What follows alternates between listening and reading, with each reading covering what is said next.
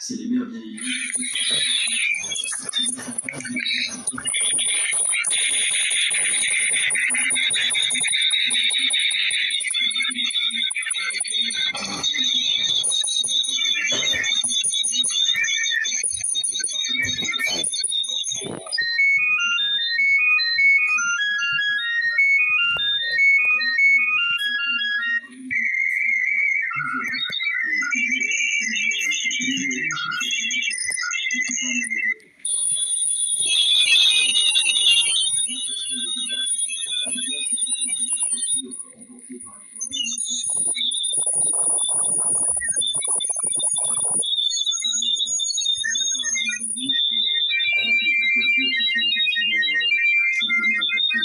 Qui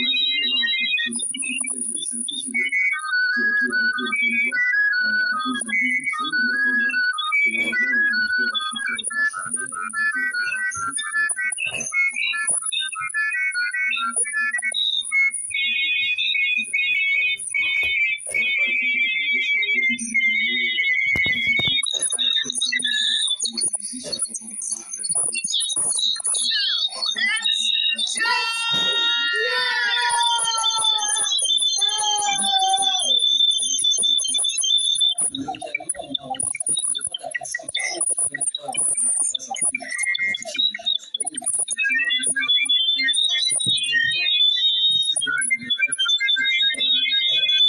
Notamment dans le département de l'Ouest, encore battu par la Vallier à Montgomery, 135 km/h, ça n'avait jamais été observé, 128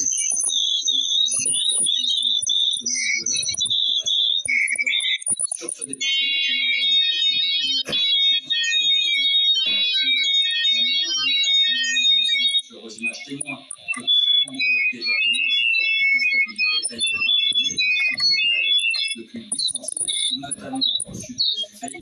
Et ces vagues orageuses qui sont montées du sud-ouest jusqu'au nord de Saint-Louis, jusqu'aux frontières du nord d'un peu en Valais. Vous voyez tous ces points sur cette image, ce sont les impacts de foudre.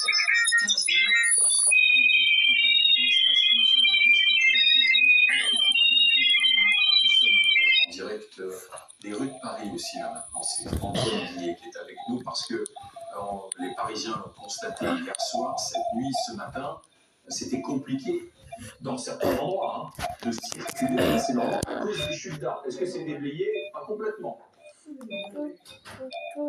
Ouais, alors on va juste le 16e arrondissement, le quartier de l'Ouest parisien.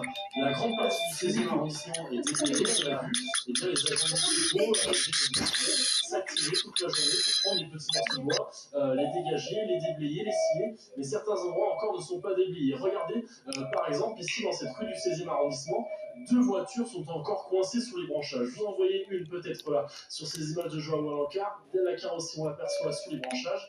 Et puis cette deuxième voiture jusqu'ici, un énorme tronc d'arbre venu de ce jardin, de cette résidence. Ça a été déraciné par ces rafales de vent qui ont soufflé jusqu'à 100 km/h hier soir à Paris. Et c'est donc abattu sur ces 2 voitures. Et puis juste ici, vous allez voir un petit peu à quoi ressemble aujourd'hui le 16e arrondissement. Vous voyez, eh bien aujourd'hui, le 16e arrondissement, il ressemble à ça.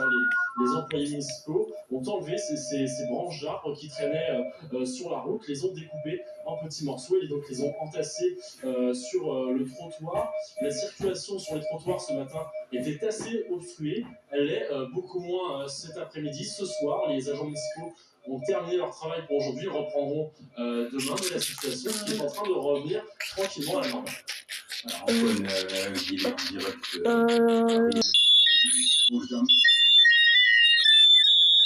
responsabilité de la commune a été engagée. Alors qu'effectivement, nous avions fait un diagnostic, et la plupart des maires qui ont des parcs font des diagnostics permanents avec l'Office national des forêts pour identifier les arbres et mettre en œuvre des plans réguliers d'entretien de leurs arbres. Mais il ne peut pas tout faire. Donc il y a forcément des catastrophes qui se produisent et quand elles ont des traces humaines comme la vôtre, c'est pas ce que je ne comprends pas, c'est la tempête connue, pareil, les aventures avec les arbres arrachés.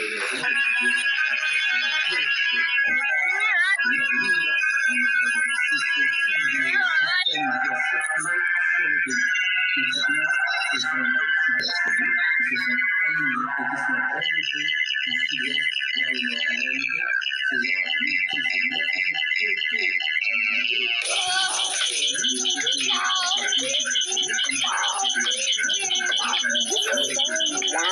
forcément, on allait vers l'est, on allait vers